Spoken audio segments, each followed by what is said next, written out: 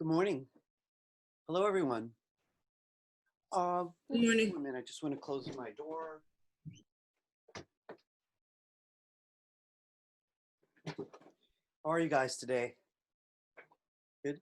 All right, Professor. So, boy, we are very close to the conclusion of this course. Let's see. We've got 12 of us in total here. So, I want to say a couple things. So, I've been, doing my best to wrap up any loose ends as we head into the last day or two, tomorrow being the very, very last. So a number of you may have gotten emails from me, which you'd be wise to check. So if I was responding to something sent through our class email, I've been using the address of Ira MMP100 at gmail.com. Then I responded to whatever email you were using to correspond with me. If you wrote me through the BMCC system, I responded there. So it's a good idea to check your email, right? Check your BMCC email while you're at it. I'm going to screen share right away, and I would like everybody to be as attentive as possible because, right now we can't afford for our minds to wander in case there's something that you need to address before Saturday, because things are complex to reverse. I got a few things on my mind that I just want to clarify. There's some strategies I'd like to suggest would be a better way to put it. So here I am screen sharing, and I'm coming right down to today's class 21. One thing that I'm very concerned with is I've never checked before who's visiting Blackboard and who isn't, even though I have a record of the last date that anyone in the class has actually visited. So I looked today and I realized the majority of this class hasn't looked at Blackboard for weeks, which means since a lot of the grades went in on the 18th, and since the 18th, a bunch of you have no idea what your grades are. That doesn't make any sense from a strategic standpoint. You have to follow your own grades, because if I get an email from someone after the semester's over, hey, why did I get this grade? Because they never bothered to look. To be honest with you, I'm not sure that they've really earned any additional time whatsoever when they didn't do a standard aspect of getting a college level education. College level education. Education for people who are already mature, right? So I'm not saying that like this, well, a little bit. But what I actually mean is visit Blackboard today. Today, when are you going to do something if there's an error there? I'm a human, you're a human, right? I could have made an error, you could have made an error, and we're both interested in fixing anything like that, any oversight. So please visit Blackboard today. I don't know how many ways to put it, and I want to be really clear. I am talking to everyone. Those of you out in YouTube land, are visiting with me daily. Hopefully, I imagine you are, because the grades actually are very good. But there are some things that I'm comfortable with judging by grades, skipped projects or whatever. So anyway, I've included this very simple map of what you're looking for, but the important thing is look at the weighted average. The weighted average on Blackboard is considering that, for example, the first project, class 4, was a little project. So it doesn't weigh as much as the midterm in terms of your final grade. So the weighted average is really what you want to look at. A lot of you guys have earned easy A's, from my perspective, really gone top shelf. There's some people who haven't. And again, this isn't at all like this. There are people whose lives are just more challenging than others right now. But I do want to say something. If you got a failing grade currently, you're not in the 60s, right? You might think you've already lost the game. But if you're close to passing, one more project could actually push you over the edge. So I just want to discuss that with anybody in here. There's only about 5 people whose grades are heading toward Fs if they don't take immediate action. They may have heard from me as individuals. But if your grade's threatened, consider one more project might just do it, but you have to get it to me by Saturday. Life is challenging for all of us right now, right? But you have to do your part. You know, when a person says, I'm ready for college, they've got to step up, you know, regardless of circumstance. I'm very sympathetic, but I'm also practical. So please make use of this. It's very generous to say I'll accept anything by after the last day of class. You know, to ask for more isn't realistic. All right. So the animation assignment is due anytime before Saturday, or up to Saturday and including Saturday. 2 people finished theirs already and sent them in. Their grades are already on Blackboard. You don't get points for being early. You don't lose points for giving it to me last day. But beyond that, I really don't know what to say. I'm not keen on giving incompletes, you know. That is to say, I will hear reasonable arguments. That I definitely will do. All right. So it's all about the animation assignment. I just want to mention what is tomorrow. Tomorrow is P5 programming. So tomorrow isn't going to be about this assignment. This is it in terms of me working with you, other than email, which I will definitely look at tomorrow. So if anyone needs tech support that way, write me right away. Don't wait till Saturday. Teachers don't work on Saturdays. That was an extra day. You know, theoretically, this should have been due on Friday, but I squeezed in an extra day just so people had 24 additional hours. This is probably the last opportunity for support directly for those of you who are here in our Zoom environment. Tomorrow is a different subject, and I really have to devote it to that subject. By the way, a lot of you will be engaging deeper programming after my class, depending on your major. So the P5 component of the class is taken seriously, even though it's rather short. But I could definitely give people a really good introduction to what it is and get your hands on it tomorrow. So that's tomorrow. I do want to remind everybody who's taking this class via YouTube, and a lot of you have taken advantage of this. I hear of some people that I've never seen. But if you're all YouTube right now, you know, because of the remote nature of this class, you know, okay, you may feel like it's more difficult to get help from me, but do your best. You know, send me as much information as you can, or even a broken file if necessary, for me to have a look at in that little window, and I'll do my best. But don't delay, it says, exclamation point. All right. So where are we going to head today? In a minute or two, I'm going to interview you.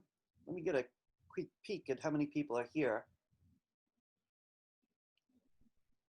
More people are showing up. 1, 2, 3, 4, 5. So it's 15 of us, including myself. And I'm going to interview you guys as a group to figure out how many of you have already begun the final project, how many of you intend to begin it right now. Look, I want to be crystal clear about today, because it's a little more awkward in Zoom, this one session, than it is in the classroom. In the classroom, it's like, okay, everybody, you know what to do, get busy. And I just walk around. I literally go from table to table and just say, how you doing? And yeah, I'm fine just now. Or I'll have a question a little later. Or this broke. Can you have a look? And even though it's a final project, I help that way. This is a little weirder, right? Especially since very few of you keep your cameras on even. So I have very little clue about when you need assistance. Folks, it's real likely we're going to have a lot of remote classes this fall. I don't know if they're all going to be that way, but it's pretty darn likely that a lot of them will be. So if you're feeling like you need more help than you get, I'm going to suggest you never expect the teacher to have telepathy, even if they do have it, right? You got to let them know when you need a hand. A few of you who've been asking me for help could testify, I've given it when I've been asked, right, Lorenzo? And you rock, really, truth it is. But all the same, you know, he's asked me stuff now and then I answer, right? Don't be shy. All right, in any case. So I'm looking at names here, and it looks like just about everybody, maybe everybody, was here yesterday. I wish I had a better memory for that kind of thing. I could check attendance, but I don't really want to do that. So that means you know about this first step. These are the only 4 quotes being accepted. Everybody should have chosen one. They don't really represent what kind of grade you're going to get, because it's all about quality. If somebody knocked me out with just these words, they're going to get an A. I've gotten some with just these words that did knock me out. They were competent. So they got in the 80s. You know, they were short and only competent. I suppose if someone did one really long that was only competent, but more challenging because of the length, that might have approached a 90. But even with a simple one, if some way it was made beautiful, that could get an A. None of these guarantee commensurate grades. All right, I don't really want to go over each of these steps, and I want to be very blunt. These are exactly the same steps mapped out on yesterday's handout. They're just a reminder, if anyone's feeling overwhelmed, where to start. So if you haven't started, you should probably open the handout, as I recommend every class, keep it open so you can go step by step. All right, now I got a question for everybody. Now, if you've got a camera, it'd be nice of you to turn it on for a couple of minutes, right? So I'm talking to everybody here. If there's some reason where you just can't bear doing that, then don't. Having a bad hair day might be a reason. I often teach on bare hair days. I haven't had a haircut in so long, it's driving me nuts. So you guys see me look maniacal. At least no one's taking out their, makeup.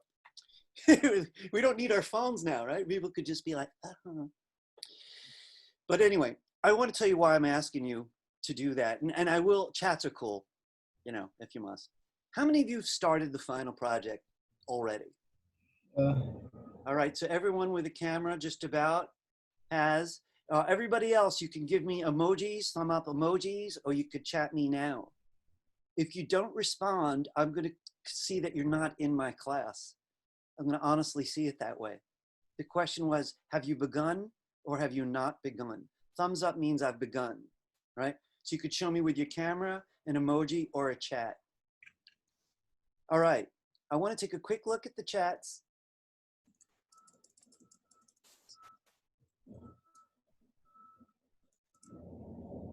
Gotcha. So listen, if the couple of you who haven't begun, don't feel bad about it. It isn't a judgment question. It's just so that I could tell what kind of help to offer, right? The couple of you who haven't begun, I'm hoping you were here yesterday or that you watched the video, because we went into great detail. It was probably one of the most important videos, the most important classes of the semester. So this is what I'd like to say.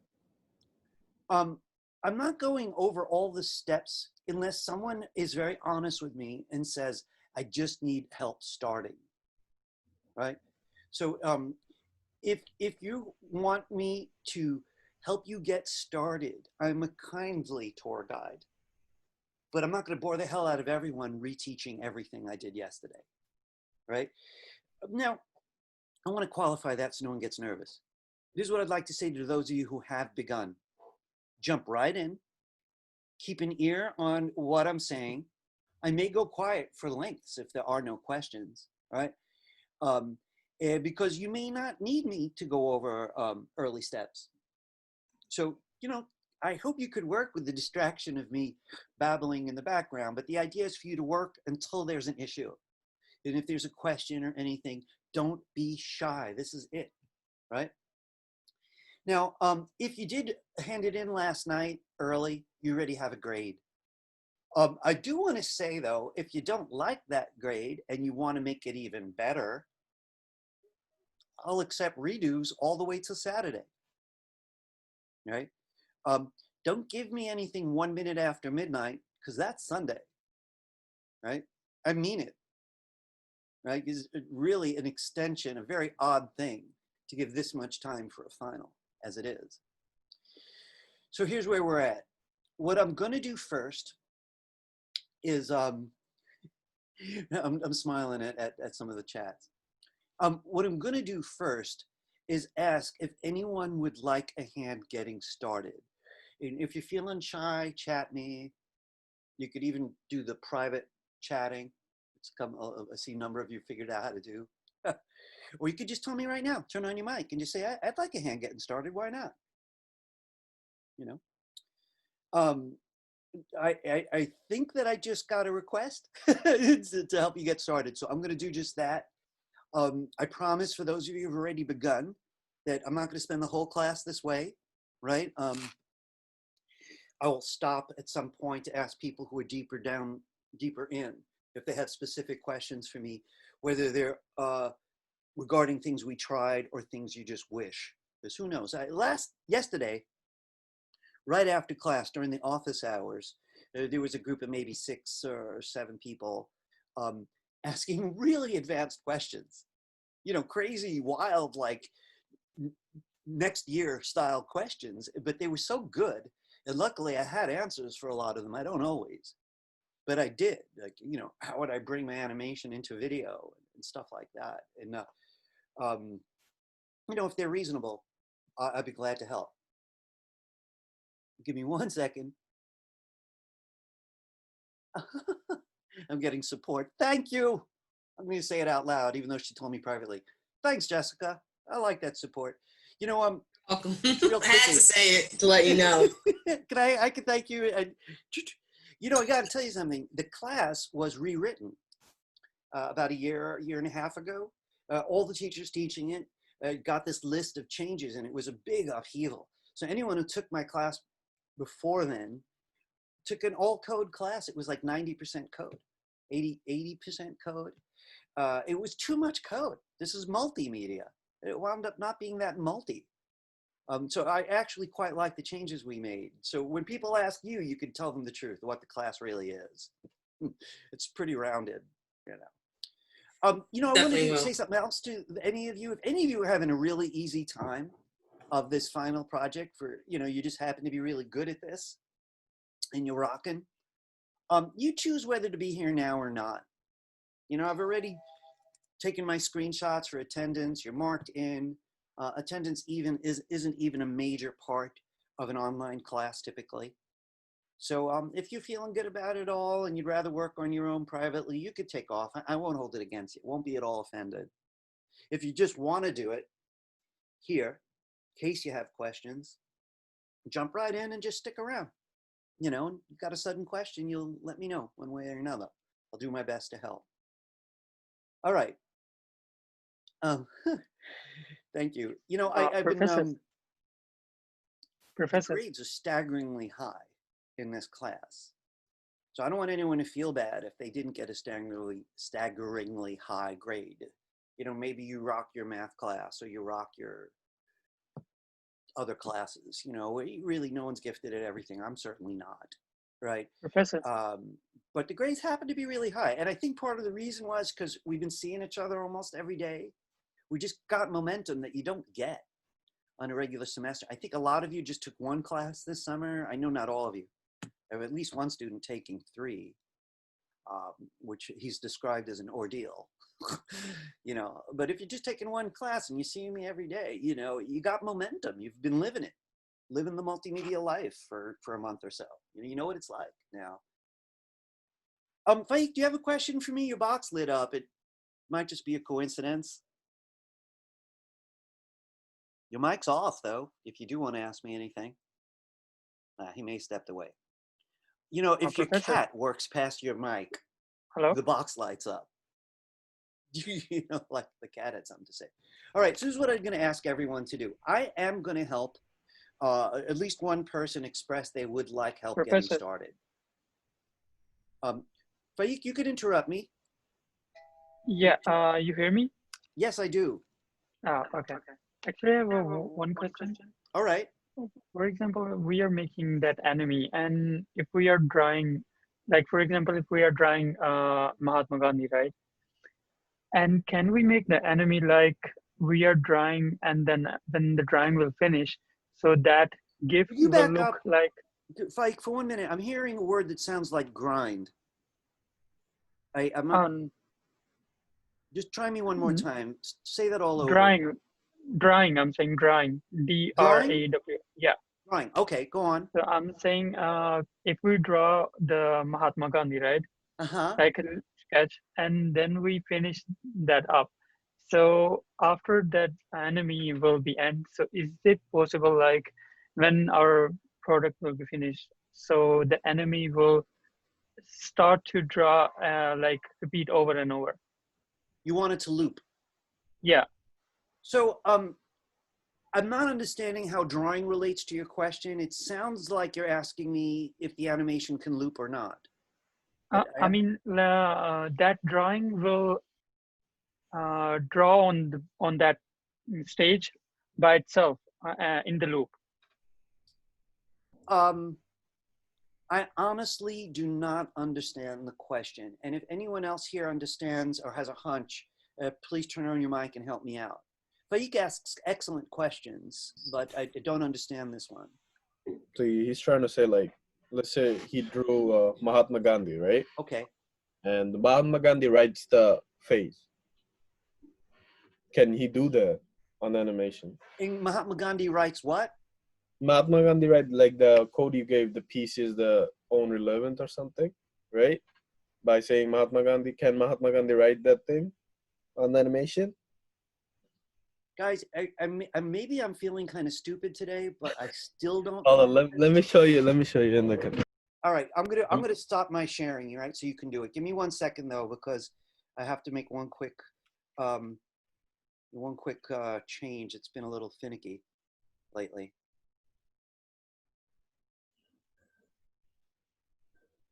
All right, you can go ahead. If you can help me out with this, I'd be very grateful. Professor, can I Yes. show you through by sharing screen? All right, let Faik do it then. But thanks for contributing quite a bit. Faik, yeah, screen share for me. Everybody else, by the way, if you're happy you're just working, work. You could turn off your camera if you like. In a couple minutes, I am going to help people who need to start. But let me take care of this if possible. Can you see me? I do. I mean, so you see this picture, Love it. which this one. Yeah, I love it. So I'm saying, like, if I draw this line like this, Okay. and then I did these circles and then like this, and when my drawing is finished, so these things will go will be like stretched out by itself. So are you saying you want to show the process of the drawing appearing? Yeah. So you were not talking about a finished drawing. You were talking about the drawing appearing bit by bit, as though it's being drawn. That's correct? Yeah. Gotcha. I want to say that is way too difficult for this moment in time.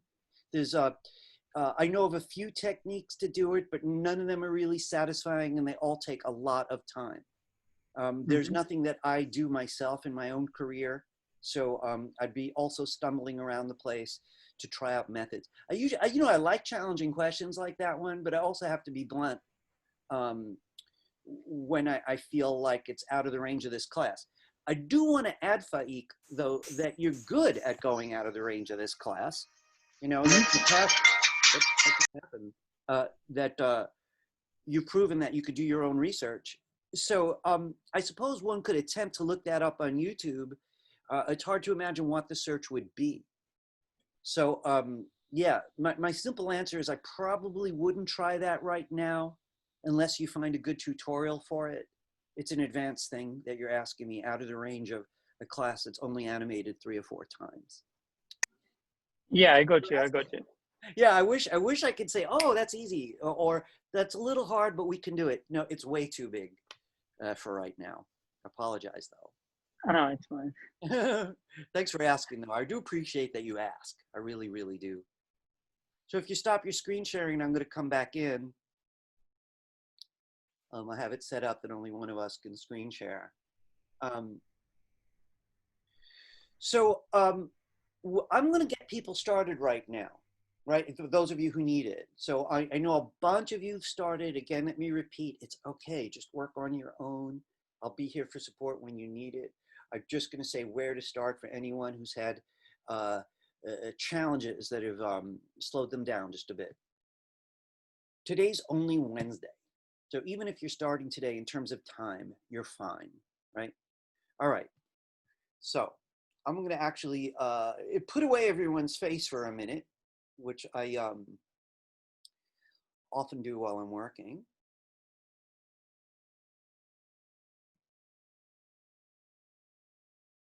All right. So the first thing you should do, and I'm going to try to be succinct so I don't drive everyone insane, is you have to choose one of these 4 quotes. Now, I want to be clear. I want you to include the name of the person who said it, right? So you're actually reinterpreting any of these 4 quotes. Peace is its own reward, Mahatma Gandhi, is one. Now, if you're feeling challenged, you should definitely take the first one, right? It's shortest, right? So, you know, that makes it a little bit easier, right? But the choice is yours. So you choose one and you commit yourself to it. Then you move on. So then you're going to choose how the words will be grouped or separated, making each text block independent. So I'm going to go ahead, I'm going to open Animate, which I actually had prepared. Let me put this one away though, and the file, so I'm doing File Menu New, is the same shape and type we've been using all semester. So these are the numbers on my right. File Menu New, width, height. Now, I'm assuming that anyone who needs a head start has watched at least most of the prior classes on the subject of animation. If you're starting now, you're just going to have to tough it and rewatch the last several classes. You know, a remote class does not have an infinite window. All right, so this is it. Great. So you chose your quote and you get the type tool. Now, before you start actually typing, you want to choose how the words will be grouped. And I just want to go over this one last time. Peace is its own reward. So I'm not going to type all those words at once, because if I type them at once, the whole line will move. The idea of this assignment is to actually have separate words move. So, you know, to be fair about it,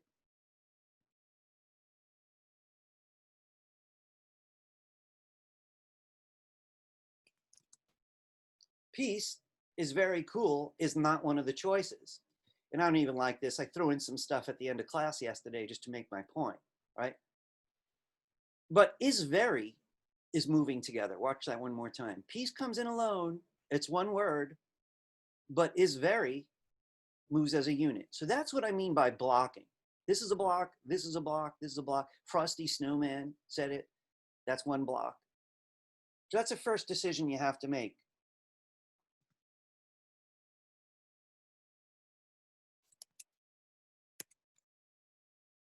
All right, so I'm going to make something up, right? Just to make my point. Peace. I'm going to start with one word though, right? Because I know I want that word by itself. I'm just going to start there. I want you to notice though, you don't click and drag with the type tool because it'll make an overly large box. You just simply click and then type. All right. You select the text and you find a font from here. I could highlight it and use my arrow key to explore fonts. Or I could click this arrow itself and scroll through. There's a lot of Asian fonts and some Arabic fonts. Eventually you'll get to fonts that are focused on English. I have a lot of fonts. So that you don't wait for me to choose, I'm just going to choose one. All right. So it's the black arrow that lets you change your font. And it also lets you change the size. So we're starting with one word. Now I want to say something to anyone who's starting today. Your first step is a design question.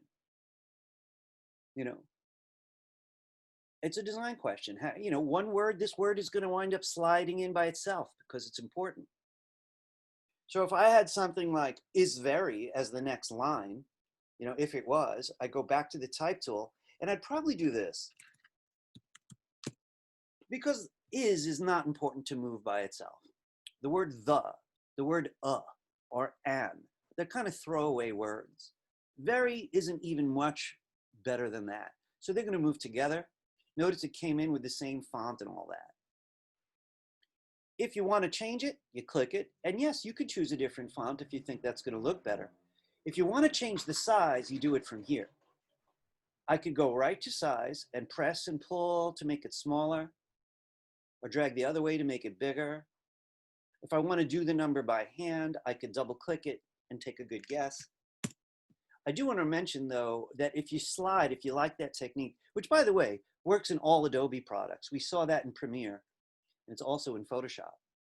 But if 96 is the cap when you do it that way, if you need it bigger, you have to highlight the number and type in something bigger if you want.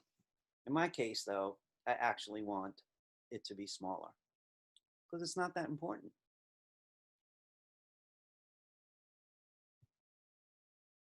So then I'm going to get my type tool. And if there's other blocks, in other words, more than one word that seems like they should move together, I would do it the same way. I'd click and I'd type several words. But right now, I'm going to make it quick. This is a goofy quote by nobody. I'm just making this up. And I take the black arrow again. And really, this first step has a lot to do with how good your project's going to be. This is the design moment, right? This is the same as a graphic designer making a poster. But it's almost like the graphic designer gives the animator the poster. It says, we need an animation of this, you know, which basically means the poster's the conclusion.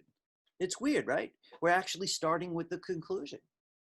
It's almost like writing a script and you know one character ends by winning the lottery ticket. You know, so what's the movie to get us there, to make it matter? Right now I'm working at the end, right? So to speak. So you make your own decisions about how that ought to look. So I click it with the black arrow every time I want to make a change. And I'm thinking out loud. So I'm choosing fonts, I'm choosing sizes, and I haven't mentioned color. Thing about color is, if you want to keep it simple, you probably want a stage color right away. Now, if I choose a stage color from here, it won't animate. In other words, I can't have yellow slowly turn to orange, but it could be one solid, nice color in the background. So you can't do that if something's selected. Just click on the background and you'll see here it says stage with a color chip.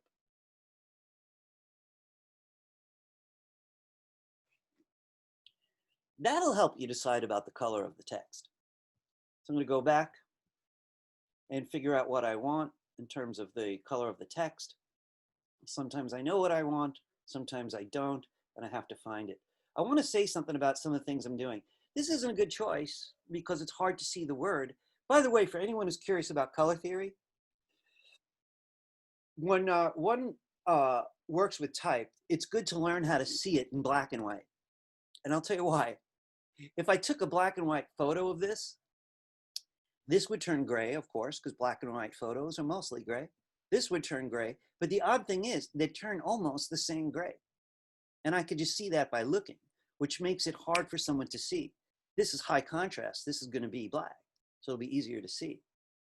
So I just have to make sure that everything's easy to see if I'm going to be playing a lot with color, unless I have an idea about something more subtle that I think really is worth it. A lot of these colors are just not working. Right?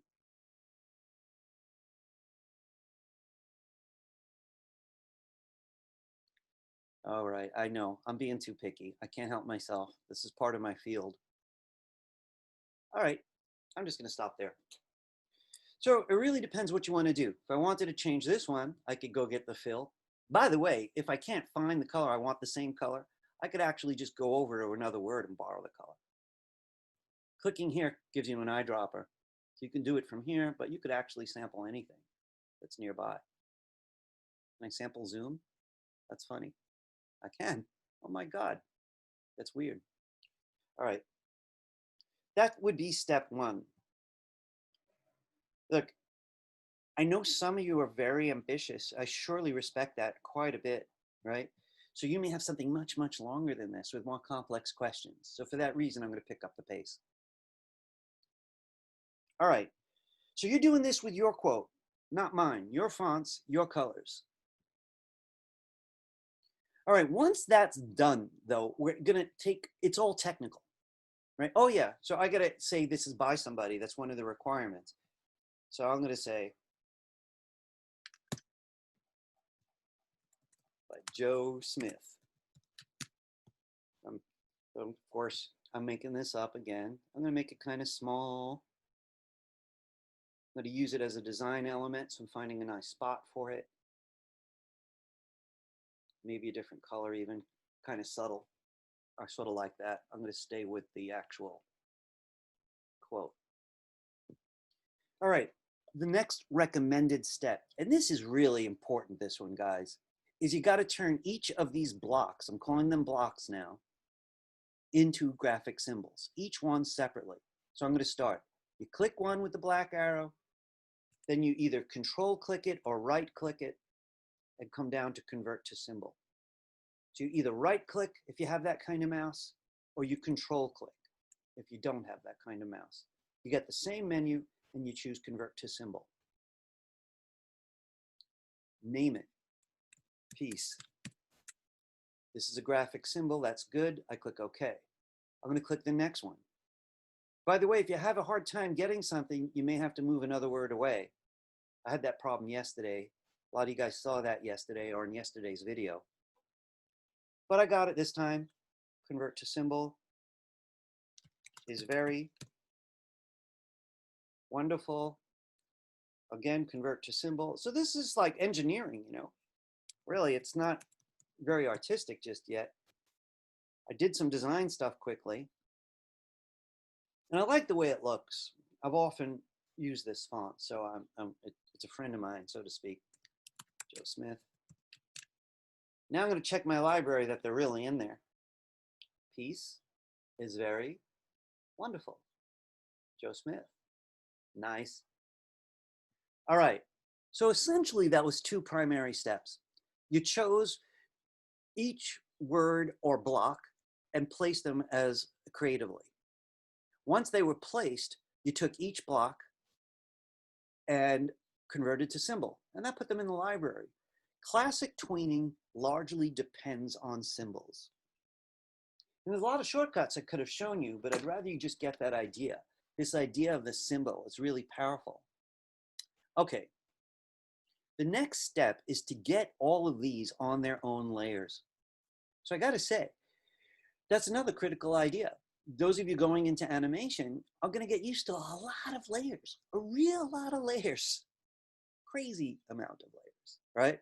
The more complex your imagination gets, you know, complex, the key word, the more layers you're going to get. So if I want those 4 lines to move separately, they each have to have a layer. And I got a trick for that. You have to select everything first. This is all on the handout, by the way. So you select it all first. So I'm using the black arrow and I'm pressing nearby and I'm making sure I touch all the symbols I just made. Once they're selected, the modify menu has a way to get them all to layers. So I have to select those symbols, make the symbols, then select them, then modify. Modify menu, timeline, distribute to layers. This is a fabulous feature. So those of you who like to illustrate, who might want to animate your illustrations, you're likely to use this a lot. Distribute to layers.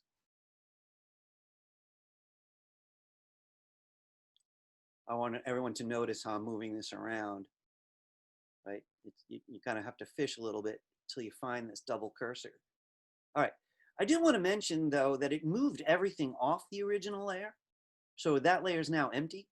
I'd like you to delete it. So you click it, there's a little trash can waiting for your layers. All right. At this point, I got my layers, I've got my symbols, things are going well. I have something I'd like to recommend that is not on the handout, this one idea, is I'd like these to fall in the same order as they appear on stage. Piece is on top, but right over here, it's on bottom. It doesn't really affect the animation at all. But the way most of us think, it is going to be confusing. So if piece is on top here, I'm going to take the piece layer and do the same thing, drag it up. Is very, drag it just under piece. Wonderful. I'm going to drag it under that. And the bottom's Joe Smith. So this imitates this. All right. Now, the next thing I would recommend is estimate how long you think you need. Now today, a little later, right, when I start asking people who are deeper in what they need, one thing I predict is some people might have concerns about timing. I need this part longer, or I wish this part was faster, that kind of thing. And there's a lot of ways to modify timing later. But for right now, I'm going to just take a guess. This is short, and this is the same length that I've been using for the last 2 days, right? Just 4-line demonstrations. 120 seconds seemed right. Now, sorry, not 120 seconds, 120 frames. You might notice that falls under 5 seconds. That sounds so fast, right? But not really. Listen to this. 1 Mississippi, 2 Mississippi, 3 Mississippi, 4 Mississippi, 5 Mississippi. That's about 5 seconds. That's pretty long for a short animation. So I'm going to stick with it. How do you lengthen? Well, you go into one layer right under 120 and you use F5. Most of you guys needed the FN key because you're on laptops. Some of you don't. Then you go to each layer to make sure that they each get to live for 5 seconds. And you could do longer. I'm cool with that. I don't have a maximum. I got 2 really good questions about this yesterday. And I don't really have a maximum. I mean, I can't imagine anyone making it up to a minute because that's well over 1,000 frames. You know, so I don't think anyone's going to do that, right? But under a minute, fine. All right. So right now, all this means is this animation isn't really an animation yet. It's just a bunch of text that'll stay there for 5 seconds. Now I'm ready to actually do something, right? You know, I want to admit the early steps have to go in order. You know, do your design, then create your symbols, make your layers. You know, these next steps can go in a variety of different orders, right? I'm going to try to stick close to the orders I've been recommending for days. I would turn on the tweening. Now, I want to say something that I didn't say yesterday. If anyone has just had a particularly hard time and toward the end of this summer semester for personal reasons or any reason whatsoever, right? And you've been learning your own thing on YouTube, or you'd like to crash course on YouTube, I don't really mind if you've learned a different animation technique that would work. There are 5 methods that one could conceivably use. I focused on classic tween because it's one of the most powerful types of animation, and it's also one of the most powerful for text. And frankly, I'm expert at it because it's been good to me. So I've been focusing on that. But if you learned how to motion tween or something else, I'll accept it, right? Really, at the end, it's like, are you delivering something of value? All right. So if you are using the techniques from the last few days, you'd go to the first keyframe now, and you'd right-click it, or you'd control-click it. Remember, the keyframes are these little circles here, and black ones have art in it. This one has the word piece in it. So I'm going to control-click right on that black dot and say Create Classic Tween.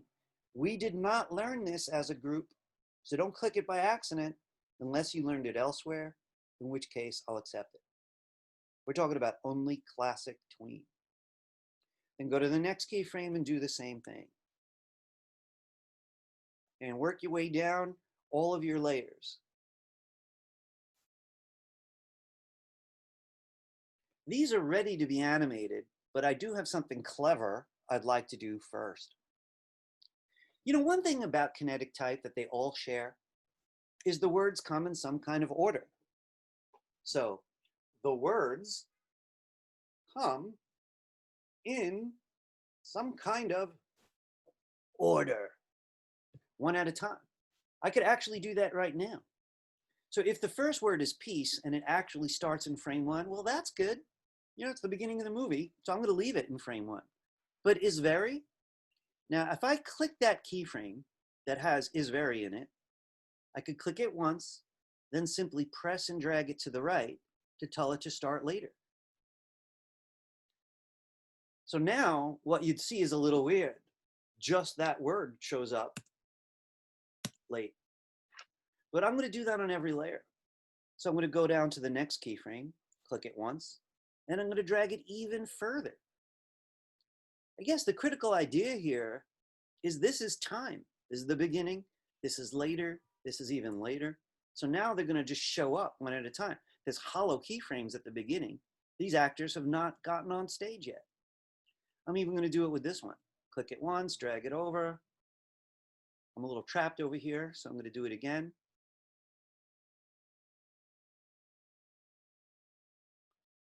I want to say something to anyone who's, let me just move this whole thing over there. I want to say something to anyone who's really getting this already.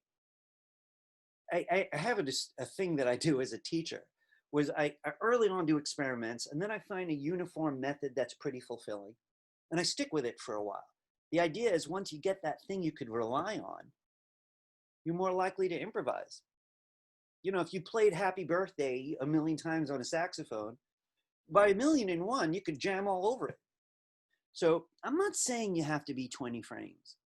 I'm just saying this is what the timing feels like. Here we go.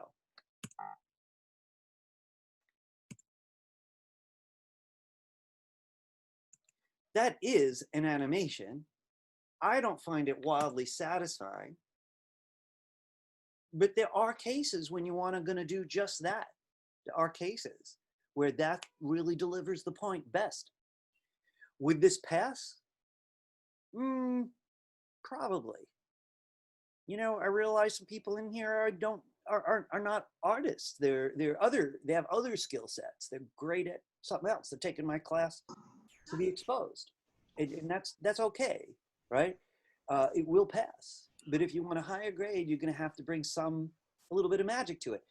The actual tweens I haven't even used. I could have done this without the tweening. Tweening is actually seeing them move. I'm going to make them move now. So I'll go back to the beginning.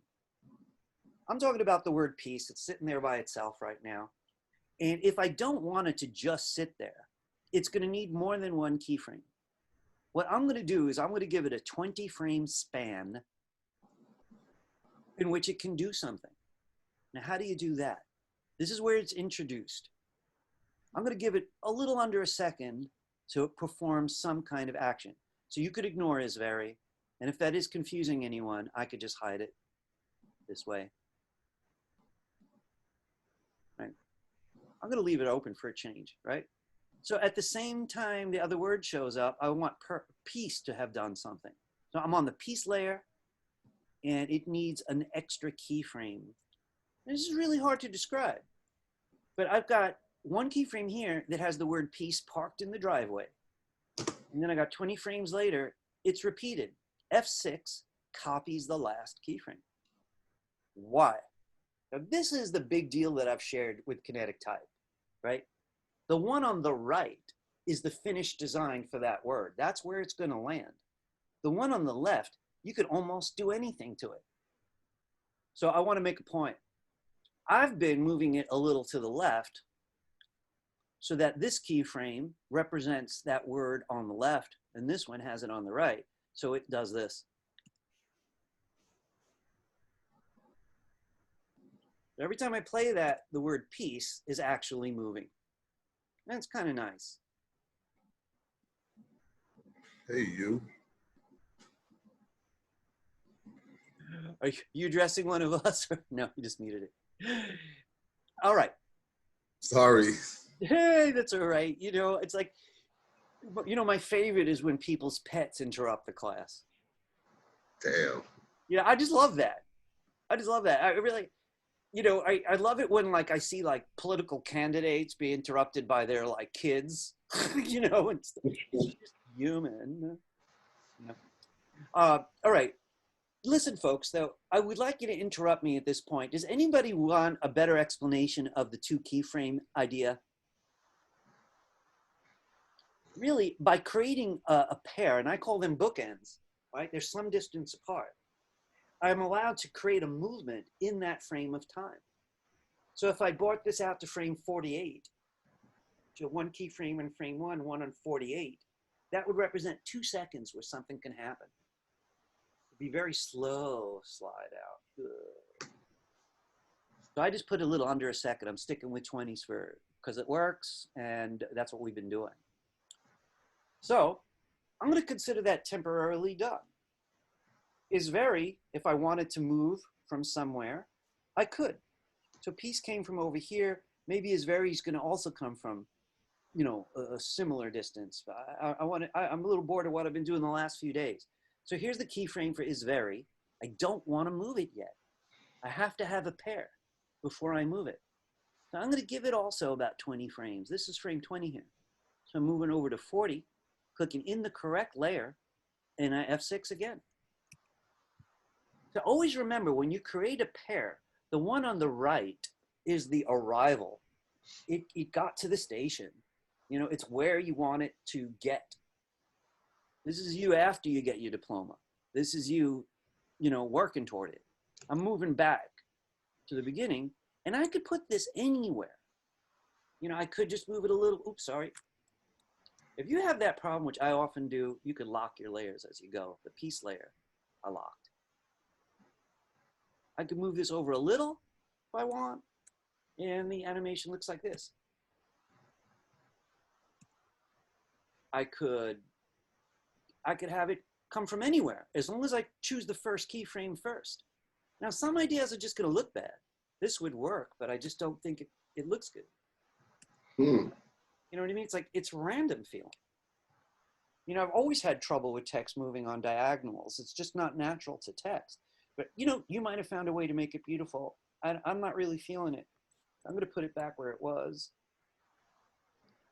Some of you want it to come from the opposite side. And this would be the effect. But the trick of it is, try not to mess with the second frame in your pairs. You know, that's why you designed it first. I'm going to move on to the word wonderful. And I'm going to give it 20 frames to do its thing. And just to keep people interested, I'm going to do something different. So this is the right side. I'm going to leave it alone. That's exactly where I designed it to be. All right. I'm going to move to the left side. What can I do other than motion? You know, yesterday we included some color and some alpha. I want to say something about scale. Well, this is the tool we've been using to scale things. But what I could do is, I'm holding down shift, by the way. I could make it start small. That looks uncentered, so I'm going to move it over a bit. And this is what I'd get now. The one on the left is small.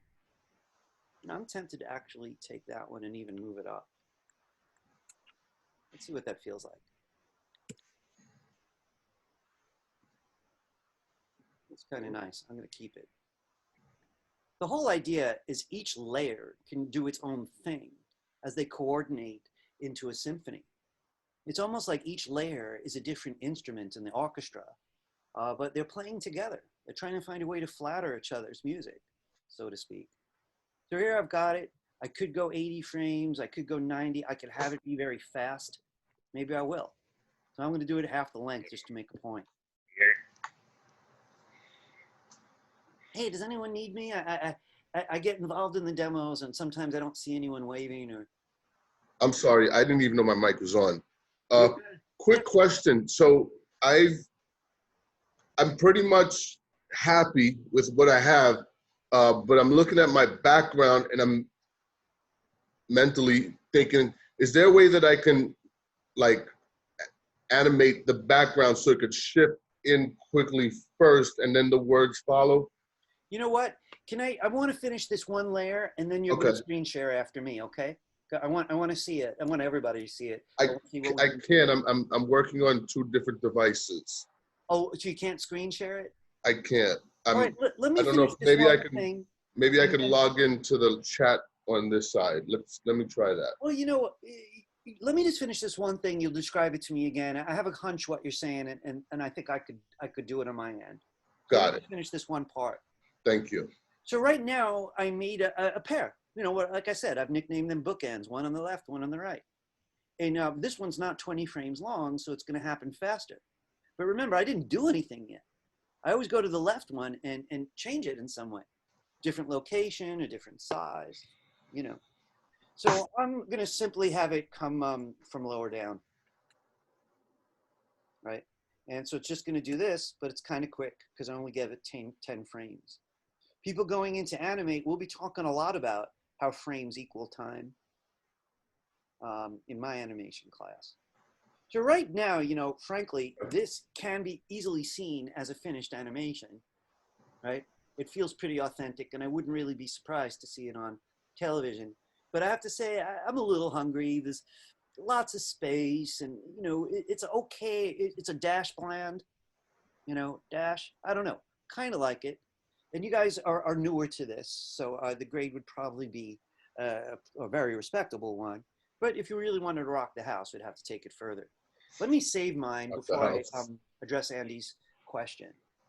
So I'm going to my desktop, and I made a folder yesterday. I neglected to make one today. Macs do this cool thing where it lets me make a folder even if I forgot. So I went to the desktop, and I'm going to put a folder on it first.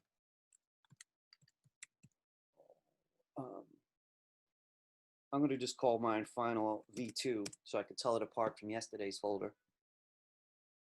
And I'm going to give this project a name. You know, it's going to be helpful if you just give it the right name the first time, right? So I'm going to go over that real quickly before I talk to Andy. These boxes are all important. The box at the end of the handout, you know, you don't want to hand in anything until you've compared it to the box at the end of the handout. So this is the name of what you're going to give me.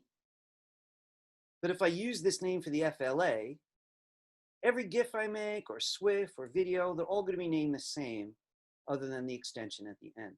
MMP100 dash final dash first name last name. So I'm going to do it. MMP100 dash final dash first name last name. I'm going to make believe Jimi Hendrix has taken my class. He's one of my patron saints. And it makes me giggle. All right. Save often. All right. Andy, hit me one more time. So you want the background to do something before the text shows up? Is that the idea? Do you want me to unmute you? I could do that on my side, but it feels kind of fascist. I do it quietly sometimes. Boy, it would be sneaky to unmute people because I thought they weren't paying attention. I hear they're watching a movie or something. I'm unmuting you, man. It won't let me do it. Oh no. Andy, I lost your sound. Sorry about that. So That's right. if you unmute me by mistake, I you know. might get a lot of random activity. All right. But what I'm trying to accomplish is, like, it looks great, but I think it would be a little better if, like, for instance, I don't want to give it away. Let's say the peace sign, right? So it's just sitting there, and then the words get introduced. But I would like to see if, like, the peace sign could just shift in real quick, and then the words slowly come in. All right, I have a couple of ideas for you. Let's do it. All right, give me a second here. All right, I'm still sharing. Good. All right, give me a second here. I'm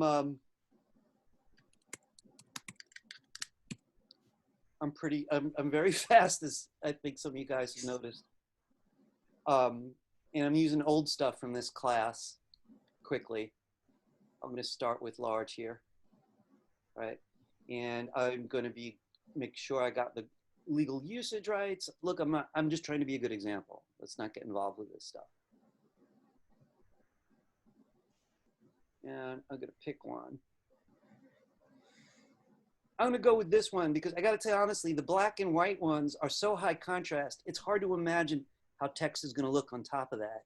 I'm sure others might find ways to make that look great. I'm going to go with this one though. I'm hoping this is free. It's a bit of a gamble on my part.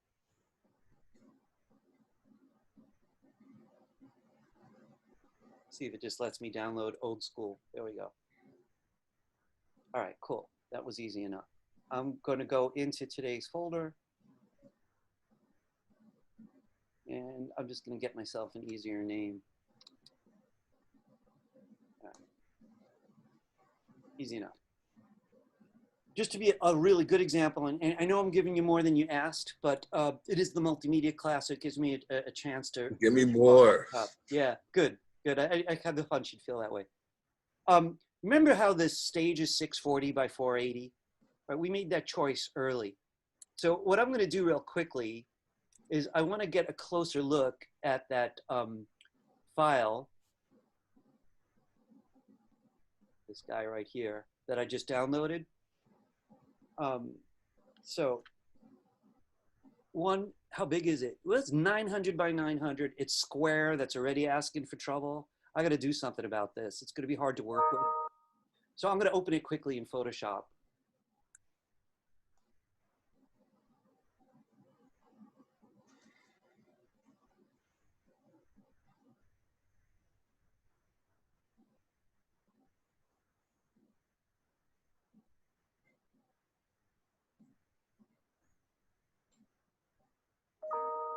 There we go. It's worth it. I sometimes, you know, you see me take demonstrations very, very slowly. Sometimes I go much quicker. So the size is huge, right? And I know what I want is 960 by 480. I want to see what would happen. Remember this little menu up here? We were using this a lot when we did Photoshop. So I don't want that. I want this. So I'm going to pop in the numbers from the actual animation. It'll help me think. 960 by 480. And you can see the problem that I'm going to have, right? This is going to be problematic. I have a fix in mind that I'm not sure is entirely satisfying, but I'm actually going to do this, which is going to kind of give me this on the left and right. I'm going to have to fill that up for this to look good, but I'm going to do it. I am quickly going to try to fill this up with a similar color. I'm going to get the eyedropper, borrow this color here, right?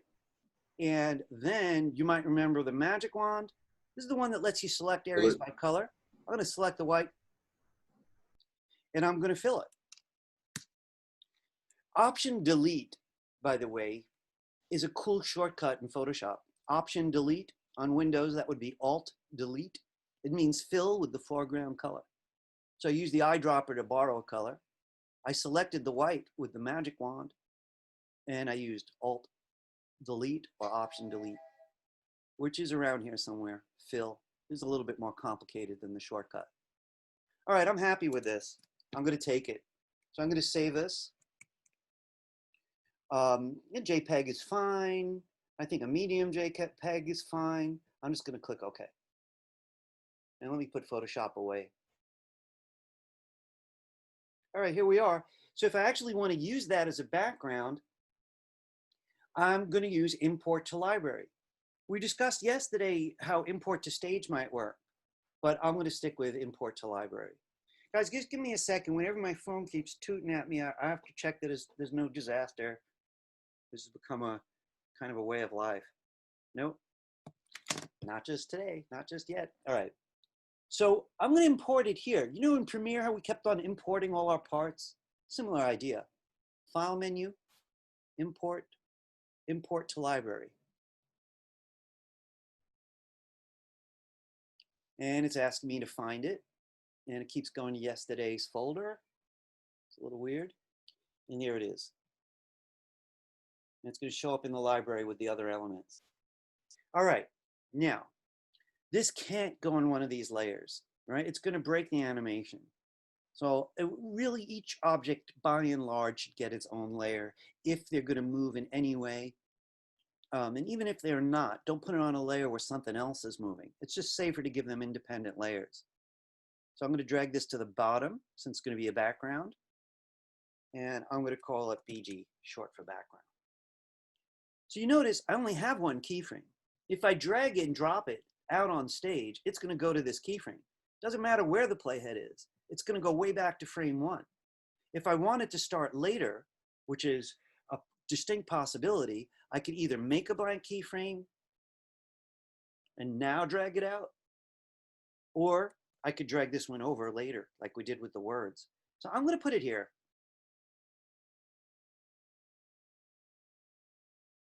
Now, your teacher did something dumb because this should have fit like a glove.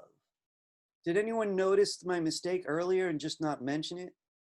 640 by 480. Disappointing. Actually, it won't break anything. I'm okay. But I just out of sheer, you know, I just have to know. Oh, I could swear I typed 640, but it's 960 by 480. That was me rushing. All right, no big deal. It's going to work just fine, just by sheer luck, because the height is right and I get the peace sign where the rest is going to be cut off anyway because it's off stage. Anyone who's interested, this little button here will hide anything that's off stage. So I turn it on and off. This one right up here. This is what it's going to look like. So currently, the animation looks like that.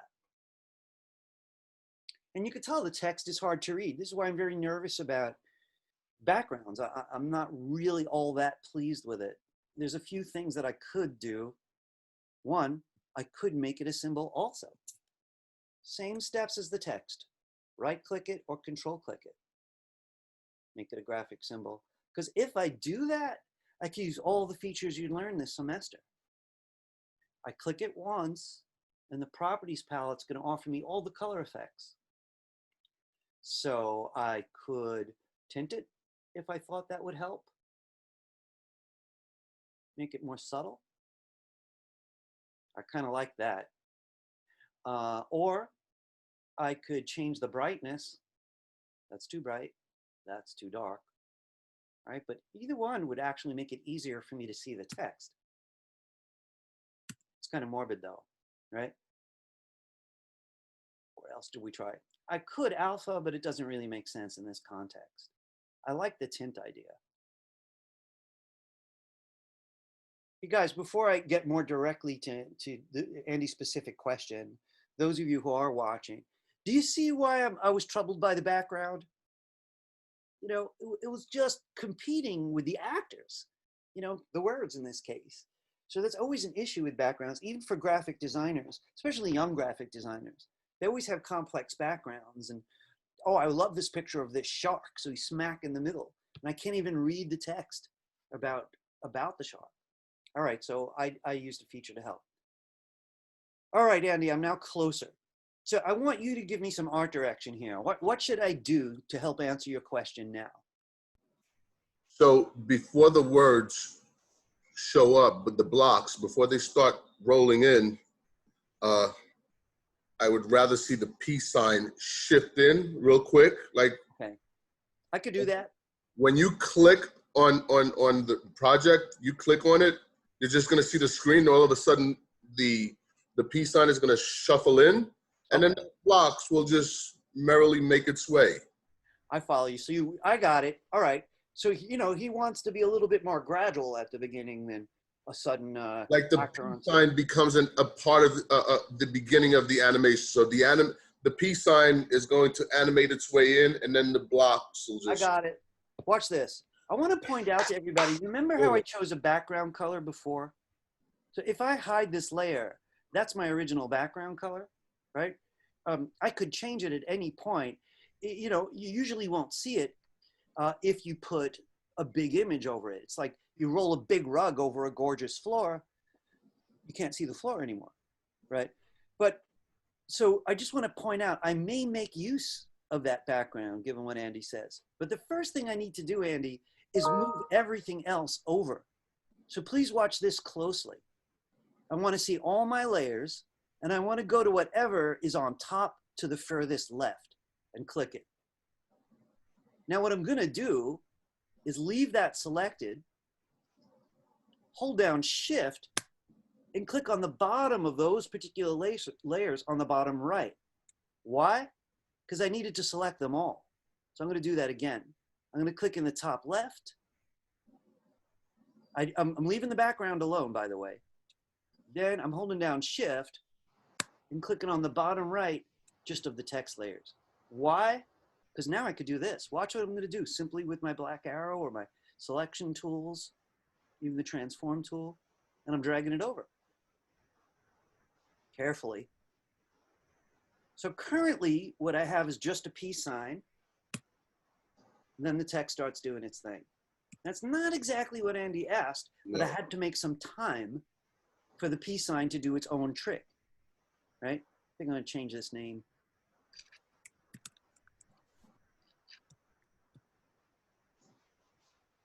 So if you didn't make it a symbol, you'd make it now, right? but I already made a symbol. Right, remember? Did I? Yes, I did. Let's click this to be sure. Graphic. That means it's a symbol. That's good. So I'm going to turn on the tween. Go to that keyframe, turn on the tween, starting to look familiar. And I'm going to figure out where how long I want the animation to take of just the peace sign. And I'm going to have it go a little past that first word's movement so they overlap a bit. All right. Now I can go back to the first frame and figure out what I might want it to do. So I could have it start extra large. I think that's going to look pretty cool. Remember, that's the left side of my bookends. Maybe move that over a bit. And this is what I'd get. Yes, that's it. That was a good question. That's what I'm trying to accomplish. So, whew. Oh, look. Oh, you know something? I gave somebody a 98. Oh, I think I know who it is. And but I don't want to pin anybody out. She really deserved 100, but there was one small flaw. And now the teacher made the same error. So I'm gonna explain how to fix this. Do you notice that mine just randomly turned blue at the end? Could anyone see what the problem is and tell me how to fix it? The bottom frame? The bottom layer. Layer, sorry. That's all right. John, what should I do about it? Your turn. Extend the bottom layers so that way they line up. That's right. This gap made the peace sign suddenly disappear. Watch on frame 121. Oops. So I'm just going to come to the end. I didn't do that, BTW. I did it, and it's working like a charm. It's great. It depends. So many things can create it. So that often happens. When you're really in there and making changes, one layer suddenly is shorter than you thought. I'm going to save this again. Andy, that was fun. Good question. I hope others got something out of it. I want to. No, it did exactly what I wanted to do, and like I want to market this thing. I know you're driven, man. Picked up on that early. A lot of you guys are very driven. You're really making use of college. After tomorrow, I'm not going to see most of you again, right? And I feel rather bonded to this group, but I just want to say real quickly, and then I want to address some other questions from the people that are here. I feel like academia, the college universe, went wrong in many, many ways in my lifetime, where highbrow schools torture their students and overwork them and are creating a lot of mental disturbance, fancy pants schools. And they're also driving those students into the poorhouse with $50,000 a year tuitions. I feel like schools that make tuition a little bit more manageable took it in the right place, but we often forget why we're doing it. Is it all about career? I think that's a tremendous mistake. Really, I have to tell you all, since you're all college students, your friendships are going to change. Your future is going to change, because you're going to have all of these interests that someone who didn't have that advantage might not have. And your world's going to be large, and you may not want to go home to your wherever. Like where I come from, by the way, a lot of people didn't go to college. And after a little while, it was like, no, I can't continue talking about beer on the boardwalk. I really can't. That's like, by the way, not to sound like a pompous ass, but I've met brilliant people who didn't go to college because they're so interested in self-education. That's cool too. They might not get the degree that has that added power, but to go to school just for the degree, I get it. You will make more money. If that's the only reason, do it. But it's sure better to go for the degree and just to see what you could get out of the world, Anyway, thanks for your enthusiasm. Does anybody else have a specific question that I could help with or you'd like to see? Question. Yes. Oh, hold on, but I think Salah's question is faster than mine to answer. You put a question in chat. Oh, yeah. All right. You want me to take a look at the chat, you're saying? Yeah, Salah put a question. I think hers is faster to answer than mine. Oh, really? Okay. She also always has these great questions. Sala, you know, you're very useful for my class. You always make my job a dash harder, but in just the right way, because she's always looking at the next thing I would teach if the subject was longer. Yeah, sound. This thing's really hungry for sound, isn't it? So I want to give you a two-part answer. The first part, which is the hardest part, is finding the sounds. You know, so I don't want to spend too long on that because I don't have a, you know, maybe I could actually get you an address or two if I just remember where I put them. It takes me a lot of effort to find my sources. We want legal, we want free, and we want short. And of course we want quality, but legal, free, short. When we did the Guatemala movie, oh yeah, I'd mentioned some sources when we did the Guatemala movie. So I'm going to probably borrow one of those sounds right now just to make a point. The first step, though, is always import to library. All right, so I'm going to do that. But give me a second to find some sound. I'm going to just search my computer for .mp4, or MP3 actually, sound. And a lot of these are sound effects that I recognize. Give me a second there. I'm going to sort by kind. Give me a second there. Sorry, guys. Come on, I said kind. Oh, there we go. Sorry. There it is. So it's going to put all the different file types together, and I'm just looking for these things all mentioned MP3s is what's going on. There we go. Oh, we used Amazing Grace. That was very long, though.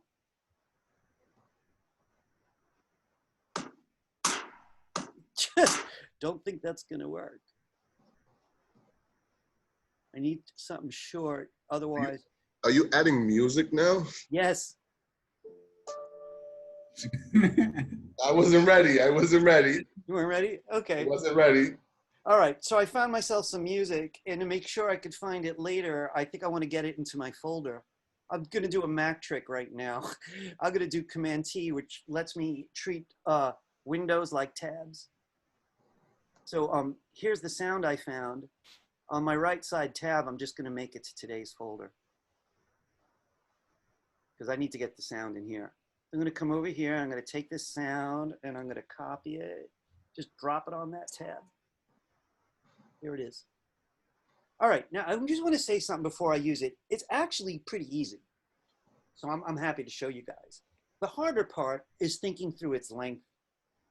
You know, one way to look at it would be to figure out the length of the animation, open the sound in Audacity, right? And use that skill set, you know, and trim it to the exact length and then bring it into Animate. You know, I just look at Animate, say, oh, 120, that's 5 seconds, and try to find 5 seconds in Audacity, cut it down, resave it. That would be very prudent. And an artist might choose to do that, a designer might choose to do that because they want to keep the file size down, right? So they got a small sound, the animation will be small file size. But if I don't care about file size, you know, there's not a lot of big stuff on the website, for example, where I'm going to put this, or it's not even going on the web, it's going to go on TV. Who cares about file size for TV? I can actually trim the sound right here, right in Animate. So I'm going to do it that way so I don't go back to Audacity. All right, so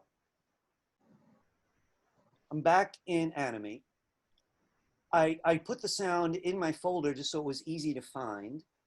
But now what I have to do is get that sound into the library, like we did with the JPEG. File menu, import, same exact thing, import to library. And there's my folder, there's my sound, which is going to be too long. It's all right. And it showed up. You know, by the way, this could preview. It's cool. Little stop button. All right. Before I use it, I better make a layer. And I could put that anywhere, really. It doesn't affect the other layers. For whatever reason, I'm in the habit of putting it on the bottom. Remember, it's just in the library. I haven't used it yet. Here's my keyframe. If I want the music to start, I'll just drag it out. If I want it to start late, I'd make a keyframe later on, make sure it's highlighted, and then drag it out. But I don't want it there. I want it here. And you drag it and drop it on the stage. That's weird, right? Yeah. I dragged it right from the library, drop it on the stage. Look. All right, let's have a listen.